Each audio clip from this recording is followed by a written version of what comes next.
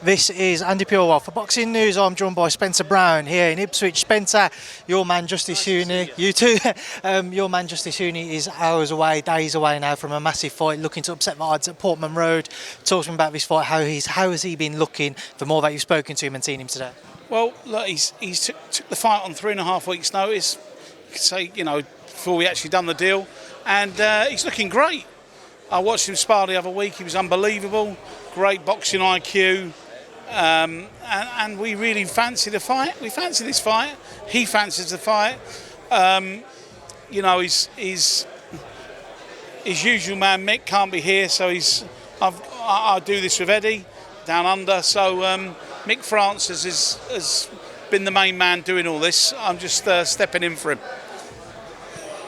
Fabio, we know how devastating he can be as a puncher, and Dev brought it up, the Kevin Lerena fight. How important will it be for Justice that he doesn't allow himself to become too involved in a bit of a war because of a devastating power? Both men have, but just on the Fabio front. Yeah, look, there was a few things though that people don't know about that fight. Kevin Lerena, I actually got Kevin Lerena the fight because he was in camp with Tyson Fury at the time, and he was spot on. Justice wasn't spot on, and he had a few niggles, a few injuries, but he still fought. He weren't on his game at all. He's probably 50-60%. Don't take it away from Kevin Lerena. Kevin Lerena is a devastating puncher. He hits you, you're going down. He hit Justice clean on the jaw twice. Never went down. Last time I saw you was the announcement press conference of this. You was in a rush to shoot off to New York for Hamza. How's he been looking ahead of a Berlanga? I spoke to him this morning. They're looking fantastic.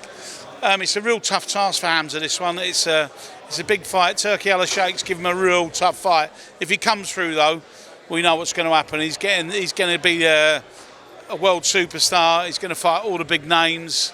This is his biggest fight he'll ever get in.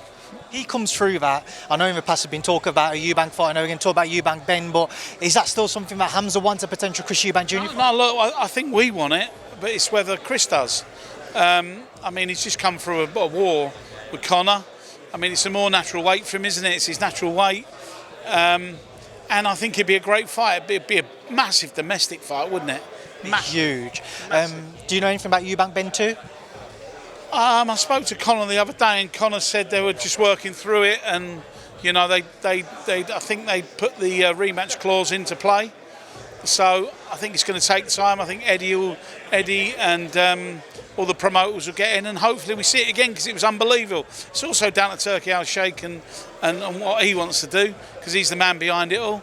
But I think they're on with it. I think they're on with it, and we'll see a sort of answer very shortly. Spencer, I do have to ask, obviously there's been a big fallout from Haney-Lopez that was due to take place on August 16th. How can you break it down for me? How can you tell me how everything unfolded? I just think, they probably give him a purse and they wanted more. I don't know the ins and outs, but, the biggest payers in the whole world are the Saudi Arabians. And Turki Al-Sheikh loves his boxing.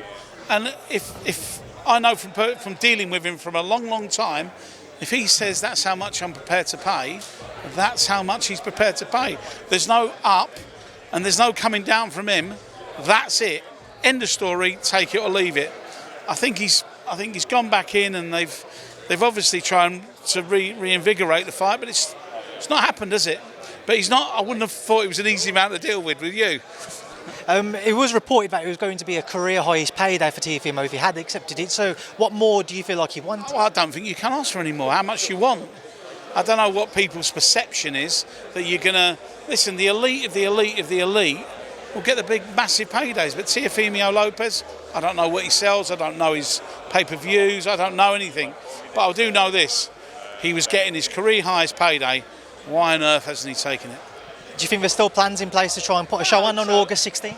I hope so. I think there will be. I think they're in talks now. I think they've rung Frank and a few other people. I think it will still be on 1,000,000%. They don't pull out of fights, do they? And just one word as well, there's been talk and rumours of Anthony Joshua signing a Riyadh season deal. Seen Tyson's name mentioned as a part of that.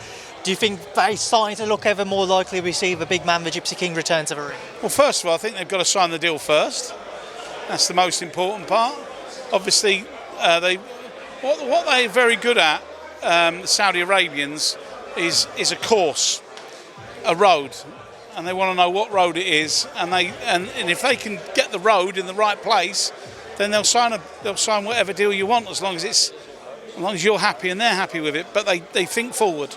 So it's a great move for Anthony Joshua, isn't it? A 3-fight deal. Amazing. Is Tyson's retired?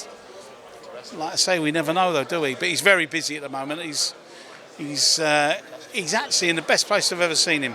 He's 12 pound above his fighting weight as well. He looks really well. He's happy. I mean, he's got his kids with him constantly. Will he fight again? He's the Gypsy King. Who knows? Spencer, appreciate your time. Enjoy the rest of your day and good luck on Saturday. Thank you very much.